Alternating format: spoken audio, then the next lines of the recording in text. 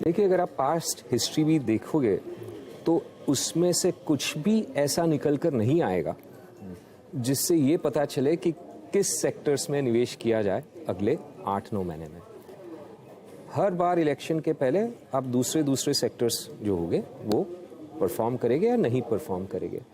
तो उससे कुछ ज़्यादा आप विश्लेषण करके फ़ायदा नहीं कर सकते हो अपने क्लाइंट्स का। हाँ, जब हमारे ग्लोबल क्लाइंट्स पूछते हैं कि आज की तारीख में आपको सब कुछ पॉजिटिव दिख रहा है इंडिया के बारे में, कोई रिस्क क्या लग रहा है, किस चीज़ से हमें चौकन्ना रहना चाहिए, तो मैं यही एक कहता हूँ जो ग्लोबल रिस्क्स है वो तो सबको पता है and they are well discounted and understood. एक रिस्क ये है जो सेंट्रल इलेक्शन का रिस्क है। वी हैव सीन हिस्टोरिकली कि इलेक्शन के दौरान थोड़ी वॉलेटिलिटी होती है। 2004 में, 2009 में सर्किट भी लगे थे, एक बार डाउन सर्किट, एक बार अप सर्किट, एक बार डाउन सर्किट। तो वो उस वक्त होता है जब मार्केट की एक धारणा होती है इलेक्शन आउटकम क्या होगी और मार्केट उस धारणा से कंफर्टेबल होता है। वो एक लेवल जो market going into the election results, वो धारणा मार्केट में रिफ्लेक्टेड होती है।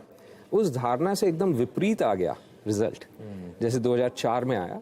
तो एक दो डाउन सर्किट भी लग सकती है, और उस धारणा से विपरीत स्ट्रॉन्ग पॉजिटिव आ गया जैसे 2009 की बात थी, तो दो सर्किट भी लगे, 2 से ऊपर की भी लग सकती है। तो वो एक रिस्क है। हालांकि आज सबको एक पक्का ऐसा अनुमान है कि एक कंटिन्यूटी रहेगी, which is what market is expected and is positive about, but वो एक चीज़ को ध्यान रखना जरूरी है। ओके, अच्छा, मैं आपका पोर्टफोलियो देख रहा था, उसमें मुझे एक चीज़ जो स्टैंड आउट कर रही थी कि आपके सभी पोर्टफोलियोज में अक्रॉस द बोर्ड जो टॉप होल्डिंग्स हैं उसमें जो 2 इंडिया के सबसे बड़े बैंक्स हैं, प्राइवेट बैंक्स, HDFC बैंक और ICICI bank.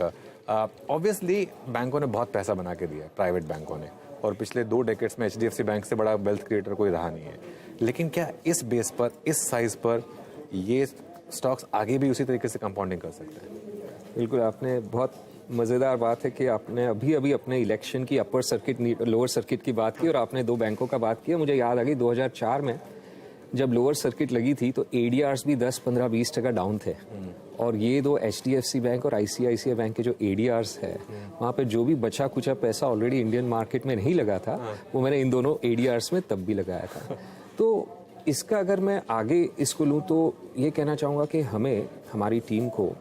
Financial sector, private sector, financial sector, obviously banks है, नॉन बैंक्स फाइनेंसिंग कंपनीज है, एंड ऑल्सो नॉन लेंडिंग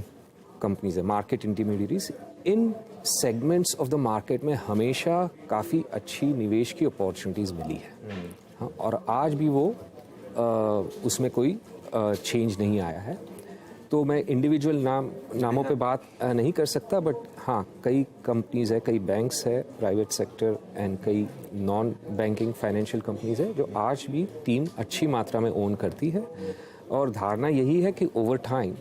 ये स्ट्रॉन्ग आउट परफॉर्मेंस डिलीवर करेगी, नॉट जस्ट बिकॉज इन्होंने पास्ट में out performance deliver किया है, but आज इनकी जो प्रॉस्पेक्ट्स है, इंडियन इकोनॉमी लो डबल डिजिट ग्रो कर रही है, क्रेडिट पेनिट्रेशन इंक्रीज हो रहा है, तो credit growth is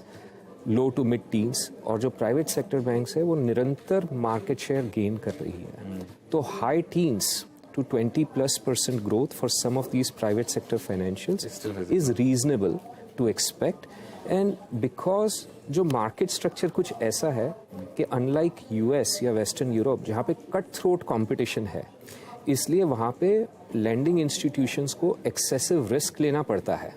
to generate that ROA and ROE.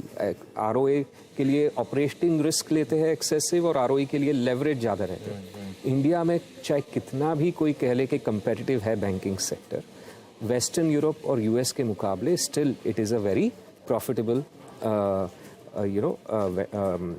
Enterprises, these are, and margins profitability हमारे हिसाब से वो बनी रहनी चाहिए। तो at a strong growth you can generate very robust ROE in the high teens or so for yet many years to come. And valuations जो है आज काफ़ी टाइम करेक्शन हो गया उनको, इतने जो प्राइस टू बुक पे अगर आप इनको वैल्यू जैसे आमतौर पे प्राइस टू बुक पे किया जाता है वो ऑब्वियसली क्योंकि पिछले कई सालों से ग्रोथ कम हुआ है, तो वो अभी प्राइस टू बुक भी काफी ग्लोबली अगर आप देखिए, हमारा ग्लोबल इमर्जिंग मार्केट फंड भी है, तो ग्लोबली अगर हम कंपेयर करते हैं इन बैंकों को विद अदर इमर्जिंग मार्केट्स और डेवलप्ड मार्केट्स, तो इतना स्ट्रॉन्ग फंडामेंटल्स और ऐसे अट्रैक्टिव वैल्यूएशंस हार्डली कहीं मिलते हैं।